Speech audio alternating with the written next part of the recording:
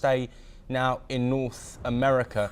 And look at a feud that has been rolling on for previous weeks, but a new development as Elon Musk has praised President Donald Trump for successfully resolving several serious conflicts around the world. This despite their ongoing public spat. Musk posted a message on X crediting Trump for the reported 60-day ceasefire deal in Gaza, sharing a Truth Social post in which Trump claimed Israel had agreed to the terms. This comes after Trump threatened to shut shop on Musk and told him to go back home, accusing the Tesla CEO of benefiting from massive government subsidies. Trump said Musk had received more subsidies than any human in history and suggested he could be investigated by the Doge unit. Well, Ross, thanks for sticking here. This could potentially be a move away from this public feud that both Elon Musk and Donald Trump have been engaged in. Do you think this is another moment of duality in a relationship that has seen ups and downs in recent months, or could this be a turning tide, and what does that mean for the US?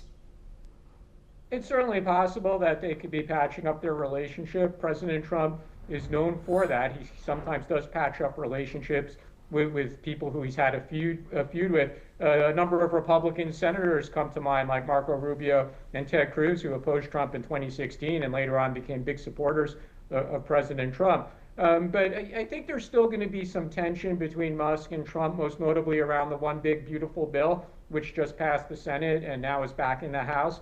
Musk has been very outspoken in his opposition to that bill because of what it will do to the United States deficit and the national debt.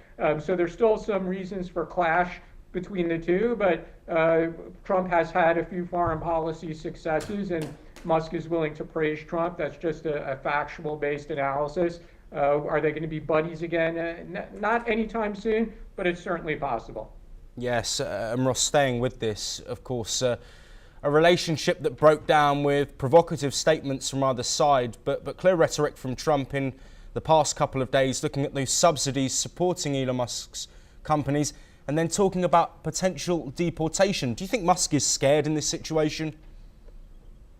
No, I don't think he's scared because he knows for the contracts that his companies have with the government doesn't have many other options, especially with regard to rockets and the space program. SpaceX really is the premier option for the federal government at the moment. So I think Musk can be confident of that. And with regard to his nationality status and deportation, I'm sure Musk has very good immigration lawyers who are advising him, and they're probably telling him that he need not worry, that his naturalization process really did comply with all applicable laws and regulations at the time.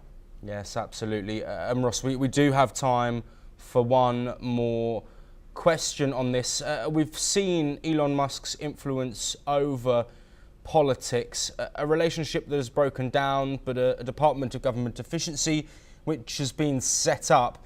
Looking at the relationship as a whole, do you think this could be a blueprint for politics moving forward, with a powerful backer, a donor with influence of his own, with a social media platform? Do you think we could see a shifting in the balance in American politics, given the relationship that has played out between Elon Musk and Donald Trump?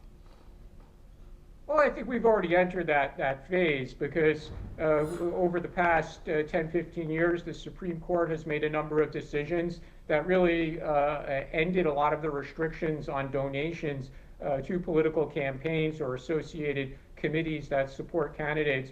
So well-to-do donors can now donate enormous amounts of money to political candidates, and we saw that with Musk's donations to President Trump's campaign throughout 2024. So of course, these wealthy donors, doesn't matter if they're donating to Democrats or to Republicans, of course they're going to have access. That's just the reality of the American political process. That's not going to change. In fact, there's upcoming cases before the Supreme Court that are going to do away with even more restrictions on financial donors to political campaigns.